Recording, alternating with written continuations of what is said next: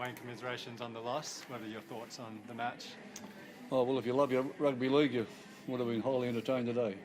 Some great tries, great moments, and both teams went pretty hard at it. We had a better second half, they had a better first half. And What did you make of the spirit shown by your side? Because twice they looked down and out and they just kept fighting. They're never down and out.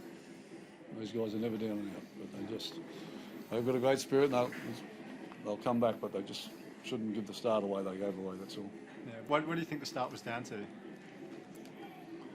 Oh, yeah, well, Canberra started really well. I just didn't think we went with them, so it's a bit hard to put your finger on it, but some days it's not always perfect. Yeah. And the way you surged back into the match, was there a moment there where you're gaining confidence that, I never lost confidence in the second half. I just, as a great coach once said, they didn't beat us, we just run out of time. That's how it happened. Yeah. And just from a player's perspective, what was it like for you out there, obviously falling behind twice by decent margins and then fighting back? Yeah, moments of, I guess excitement, moments of frustration out there, a bit of a back and forth momentum shift kind of game. So, yeah, I think just comes down to getting a better start from us. We probably just give it away at the start and it was hard to fight back from there. Yeah, in your eyes, the start, what was the issue there? Not sure why, but I guess it probably just comes down to choices and attitude thing. So just a little bit off the mark, probably.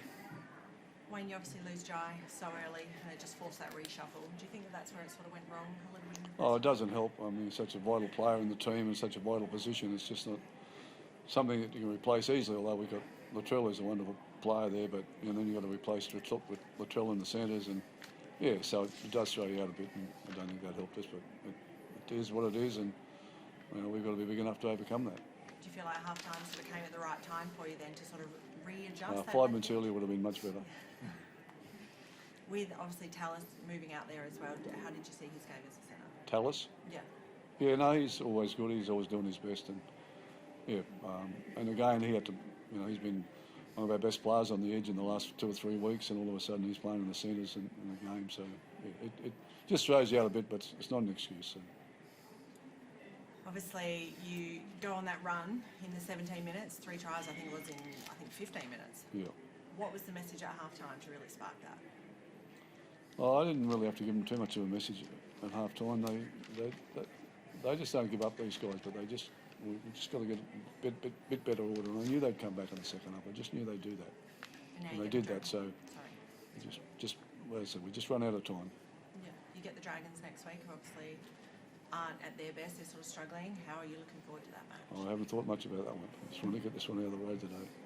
We touched on Jai's shoulder injury. How bad is it? How long do you expect it? Well, it's an AC joint, so it's pretty sore. So I've got to assume it's going to be 2 or 3 weeks at least. Yeah. And with Cody Walker, I think it was his first sort of tries in 13 matches. So how good was it to see him break that kind of? Yeah, no, he's a wonderful player, Cody, and it was good to see him take the line on and get through. It's one of his favourite lines that he runs. He just takes it a little bit wide and steps back inside of him. So it was good to see that. Yeah, it's not often that he goes through such a long try drought. So what do you think this will do just to break that? Oh, it should give him some confidence. I've got no doubt. Yeah. Okay. Cool. Thanks. Cheers. Damon, I guess commiserations on the defeat. Just take us through your thoughts on maybe where it went wrong today. Oh, they were just, contest-wise, they were just clearer and clearer around the contest for us, and they got away. Their ability to win the ball first and foremost. We couldn't exert enough pressure on them, and then the second part of the equation, when we started to win the ball, their just pressure was very, very good. I think contested ball and tackle numbers paint a story. To me, this is a side that had a blip on the radar, I reckon, last year. They're a very good side.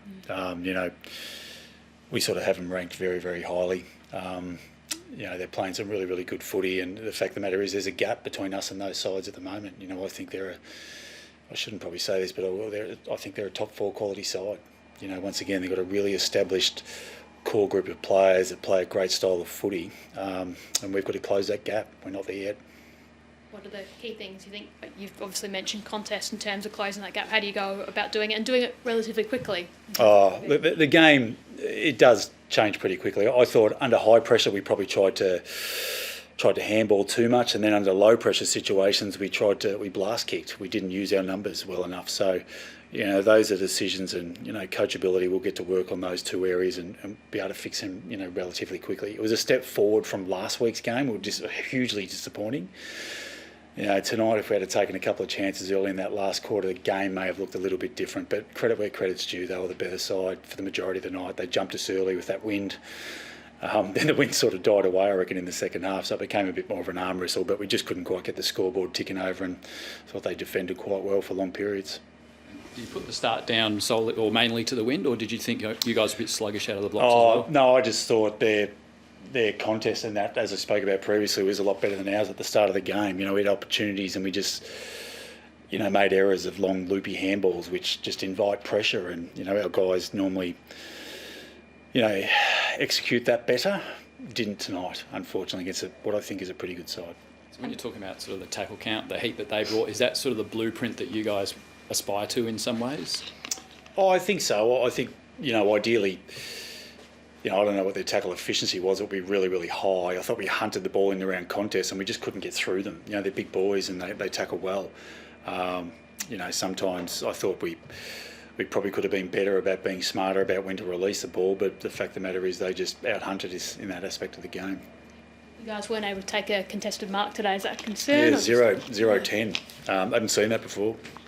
There was opportunities. I thought we got hands to balls. We just didn't nail them. And once again, we got to get to work. Look, it wasn't a 10 is an okay number sort of thing, but for us to take 0 is, I don't think I've seen that.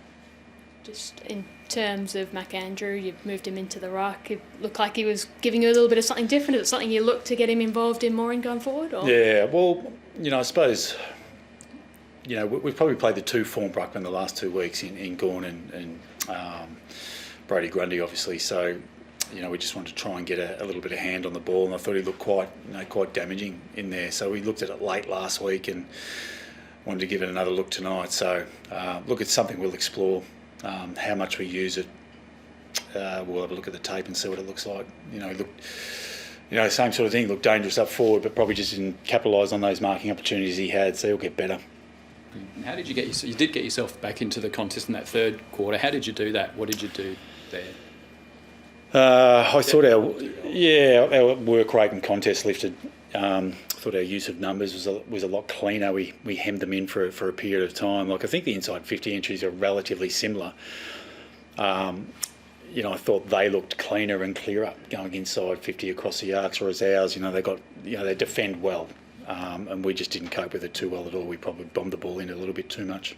How much do you learn from Noah Anderson? Really did get shut out of this one in terms of how he handles that, which I'm sure he'd expect, but also the other guys stepping up to cover. I think it's an important thing. Like, players are going to get shut down, but I think personally we've got enough calibre players that should be able to stand up and rise. And we're probably obviously we get Humphrey back next week and Petrarca back next week, which will certainly help give us a few more magnets that we can put through there. But the other guys, and credit where credit's due, Took and Rowley and all those guys, sort of took it on board, and they've got to get better in that facet of the game. So guys are going to get sat on at various stages, but you shouldn't be able to one player being tagged out of the game shouldn't cost us a game.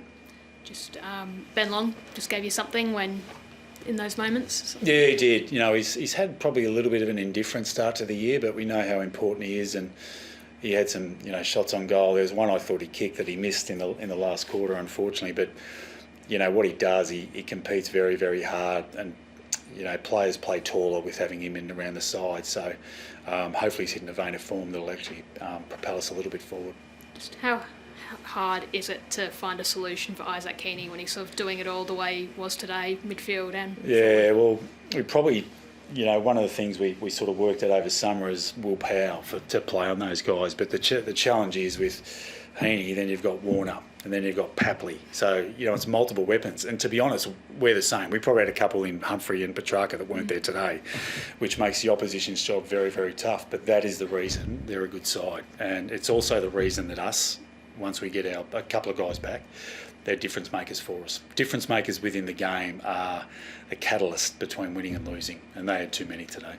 You feel like those two are cherry ripe, good to go for Essendon? Yeah, you know, Humphrey obviously the suspension, and you know Petrarca he trained today. So once again we could have pushed, but it's a long season sort of thing. So we're 3-2. We've still got a positive record. We're back home next week. Played the last 2 away, so we're looking forward to getting back in front of our fans and them getting us across the line.